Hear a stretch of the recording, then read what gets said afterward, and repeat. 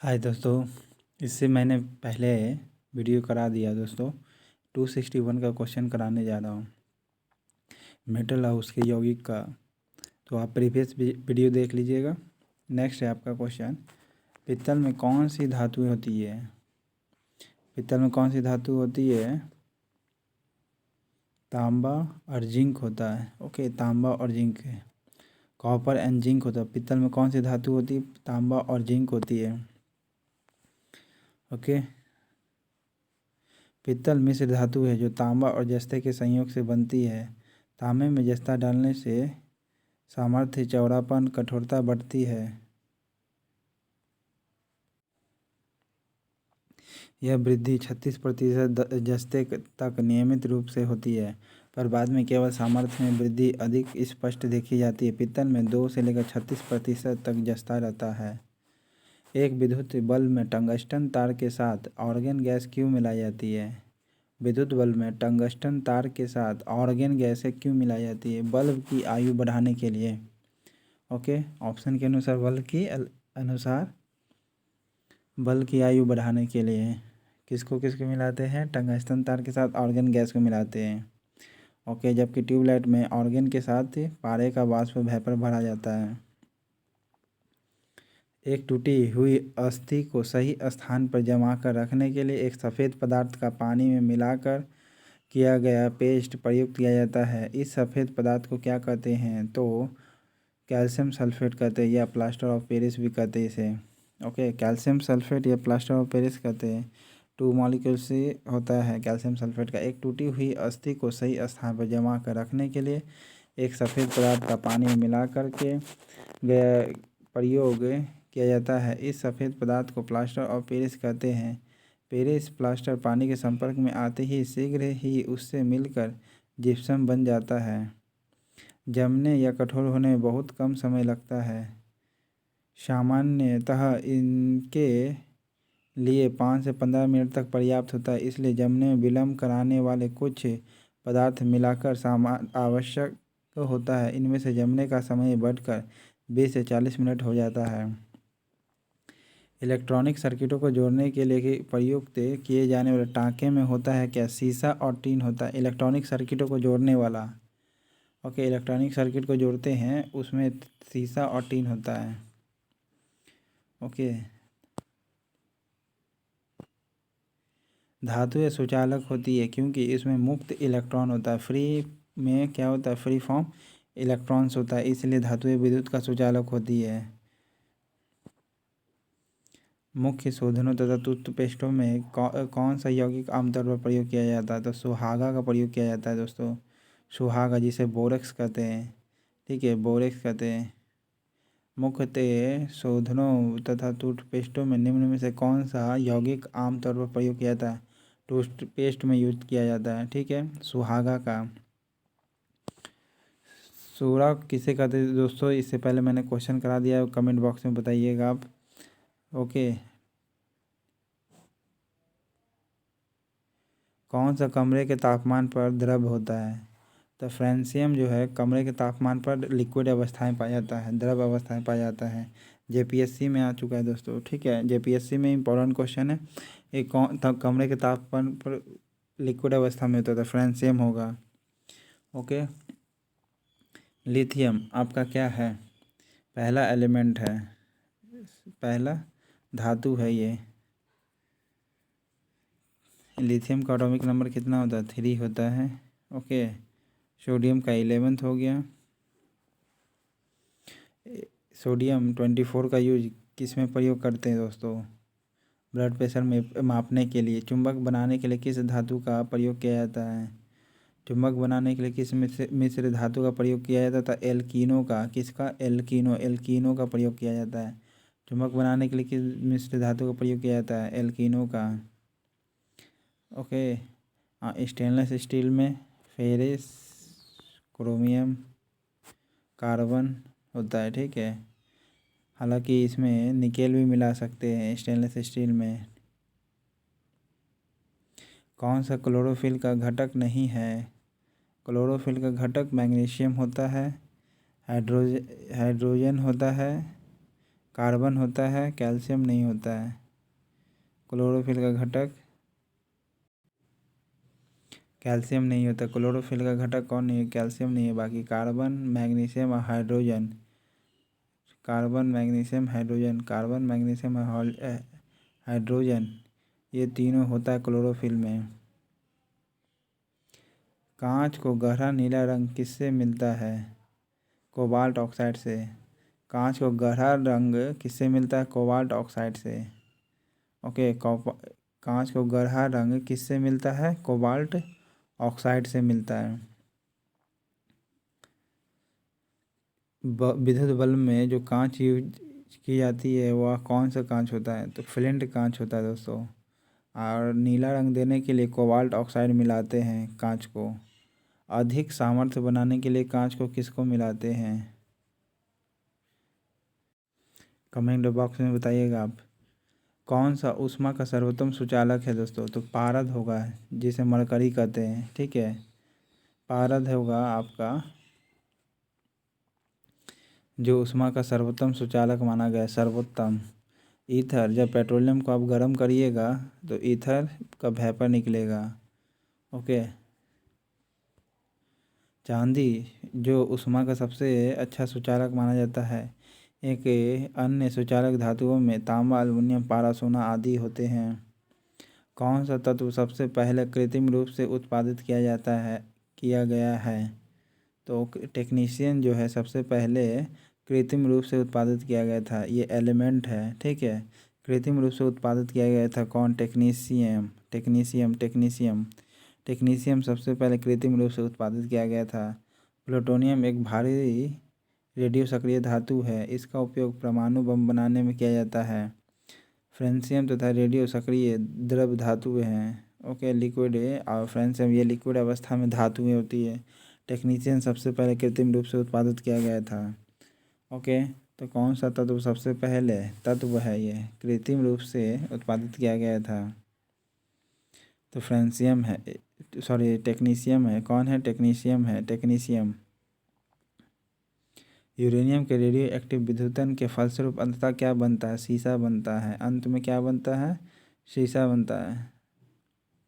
Thorium monazite बालू में मिलता है भारत में दोस्तों। ठीक है, बहुत याद में मिलता है थोरियम।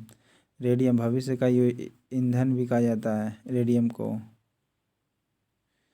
पित्तल किसकी मौजूदगी में निरंतर रहने से वायु में रंगहीन हो जाता है? तो हाइड्रोजन सल्फाइड का। पित्तल किसकी मौजूदगी में निरंतर रहने से वायु में रंगहीन हो जाता है? वायु में क्या होता है? रंगहीन हो जाता है, हाइड्रोजन सल्फाइड का। पित्तल किसकी मौजूदगी में निरंतर रहने से वायु में रंगहीन हो जाता है? हाइड्रोजन सल्फाइड का। ओके, हाइड्रोजन सल्फाइड का। पित्तल किसकी मौजूदगी में निरंतर रहने से वायु में रंगहीन हो जाता है? तो हाइड्रोजन सल्फाइड का। ओके, पित्तल जिंक कॉपर नामक धातुओं के संगठन से बना होता है। पित्तल जो जिंक और कॉपर के नाम से मिल करके बनता है। हाइड्रोजन सल्फाइड की मौजूदगी में जिंक हाइड्रोजन से क्रिया करके भद्दे लाल रंग का जिंक हाइड्रोक्साइड बनाता है। कॉपर सल्फर से क्रिया करके काले रंग का कॉपर सल्फाइड बनाता है। परिणाम स्वरूप पित्तल का रंग रंगहीन हो जाता है। तो पित्तल की मौजूद निरंतर रहने से वायु में रंगहीन हो जाता है। किसके कारण? हाइड्रोजन सल्फाइड के कारण। माणिक का लाल रंग किसकी उपस्थिति के कारण होता है? क्रोमियम ऑक्साइड के कारण। क्रोमियम ऑक्साइड किसका? माणिक का लाल रंग होता है। किसका होता है? माणिक का लाल रंग होगा दोस्तों। ठीक है, क्रोमियम ऑक्साइड। इसे शेयर कर दीजिएगा दोस्तों व्हाट्सएप पर। ओके, और रिपोर्ट और कमेंट बॉक्स में बताइएगा। माणिक का लाल रंग किसकी उपस्थिति के कारण होता है? क्रोमियम ऑक्साइड के कारण। कैल्शियम ऑक्साइड कहाँ यूज करते हैं आप बताइए कमेंट बॉक्स में। पोर्टलैंड सीमेंट में आप नाम सुने हुए हैं। Calcium oxide greater than the silicon oxide greater than Al2O3 greater than Fe2O3 होता है फार्मूला पोर्टलैंड का। और इसे जमने से रोकने के लिए जिप्सम मिलाते हैं दोस्तों। ओके, तो जिंक ऑक्साइड को क्या कहते हैं? फिलोसफर बुल कहते हैं। ओके, फिलोसफर बुल कहते हैं। इसी का परत चटाया जाता है यसद पुष्प करने के लिए या यस्दीकरण या गैल्वेनाइजेशन करने के लिए जिंक ऑक्साइड का। लोहे के परत पर जंग से बचाने के लिए, रस्टिंग से बचाने के लिए।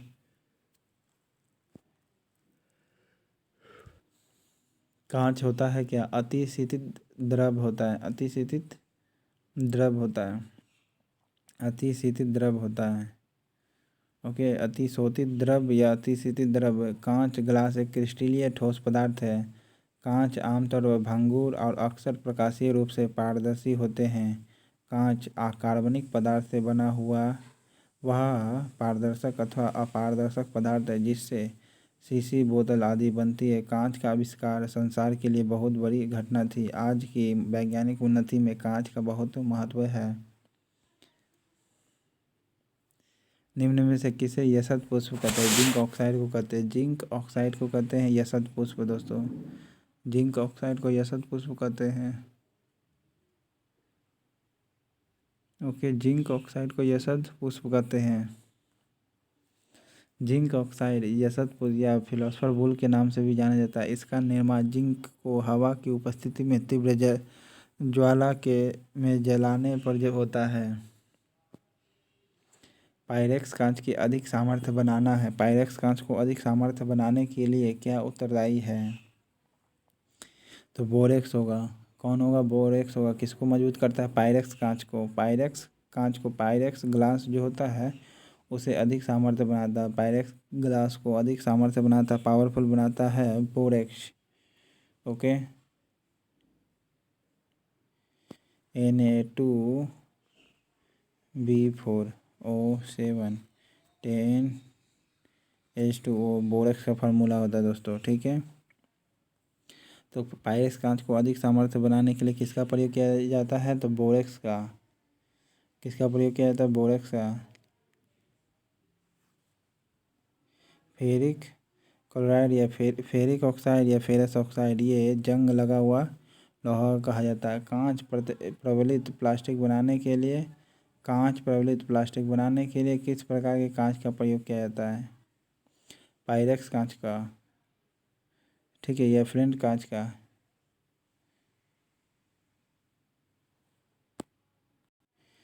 या रेसा कांच का। तो रेसा कांच होगा। कांच प्रबलित प्लास्टिक बनाना है तो रेसा कांच का प्रयोग करेंगे। पायरेक्स कांच को मजबूती देना है तो बोरेक्स मिलाना पड़ेगा।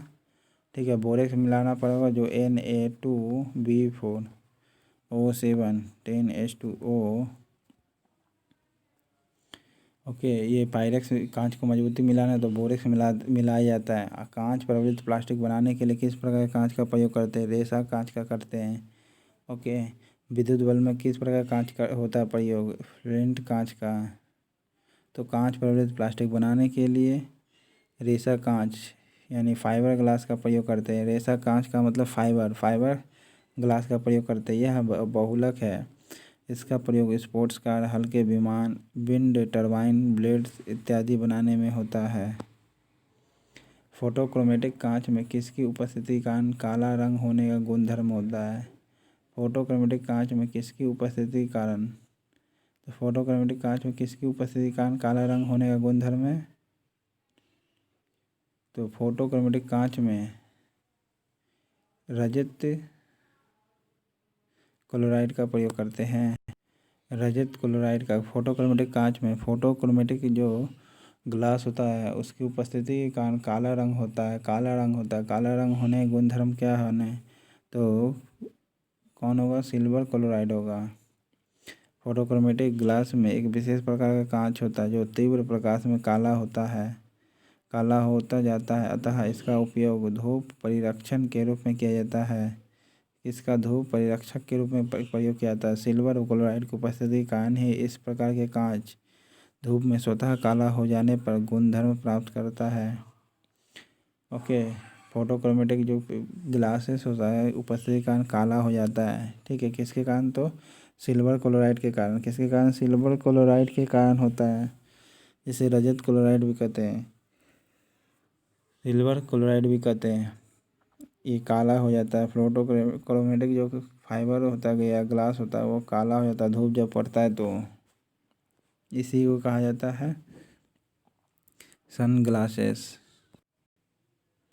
इनमें से कौन सी धातु का उपयोग विद्युत तार बनाने के लिए किया जाता है? तो तांबा का प्रयोग किया जाता है विद्युत तार, जबकि highly activity of the electricity flow whose element that चांदी। ओके, चांदी होता है, सिल्वर होता है।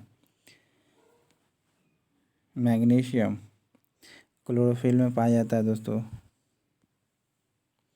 प्रकाशीय यंत्र बनाने के लिए किस प्रकार का कांच प्रयोग किया जाता है? तो फ्लिंट कांच का प्रयोग किया जाता है। फ्लिंट कांच का प्रकाशीय यंत्र जो बनाना, जैसे बल्ब देखते हैं तो उसमें कौन सा कांच प्रयोग करते हैं? फ्लिंट कांच का। पायरेक्स कांच को मजबूती देने के लिए किसको मिलाते हैं? बोरेक्स से मिलाते हैं। बोरेक्स का फार्मूला Na2B4O7 होता है 10H2O। ओके, फ्लिंट कांच का अनुसूत्र है K2O PbO 6SiO2। इसका उपयोग कैमरा, दूरबीन आदि के लेंस बनाने में, कृत्रिम मणि तथा बल्ब बनाने में होता है।